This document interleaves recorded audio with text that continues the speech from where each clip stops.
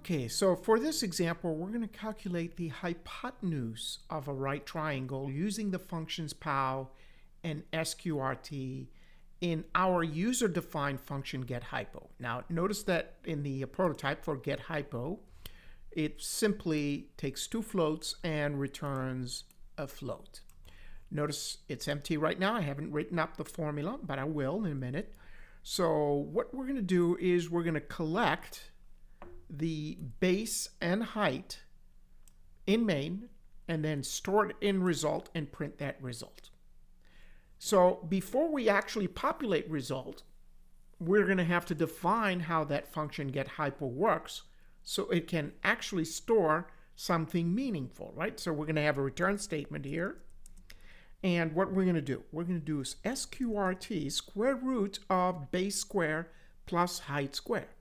So notice here, I'm just going to open and close the parentheses, put a semicolon, and this is where I'm going to square the base. So POW of base, comma, 2, plus POW of height, comma, 2. Okay? So this allows us to square each element within square root. So basic Pythagorean theorem.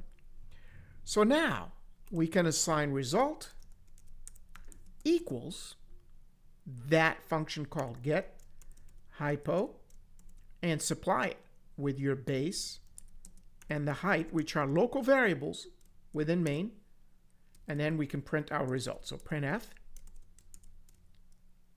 the hypotenuse equals %.2f slash n, and that would be the result right here. All right, so the lesson out of this is you can have math functions within other math functions, right? So nested into them. So if you had a square root of x squared plus y squared, this is a typical good response for that, okay? All right, well, let's see how the result looks like. So compile and run. And let's say the base was 1 and the height was 1. So we know that would be square root of 2, right? 1 squared plus 1 squared is square root of 2, which is 1.41.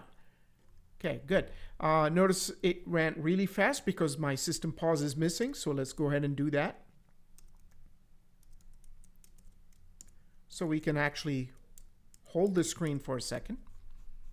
So compile and run. Let's do the same example. Enter 1 and 1. And there you have it. Now you can enter more other values other than 1 and 1. So for example, 2.3 could be a valid value, 7.8. And there you have it. The hypotenuse is going to be it's going to be the longest side of the triangle, right? So, and notice it's closer to the height than the base, since the base is very narrow. Okay, and it's very tall, as you know, based on these values. Okay, we can have a lot of fun with this by making the base as small as possible. So let me just run here. So 0.01, and make the height as tall as possible, 2.3. Let's see what happens. And it's getting really, really close to it. It's not really equal. But it's got really close. So you basically have a vertical line, okay?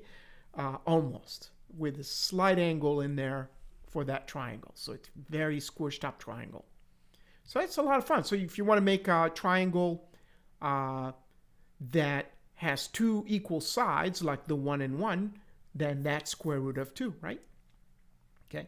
Let's do one that has 4 and 4, right? So let's go ahead and run.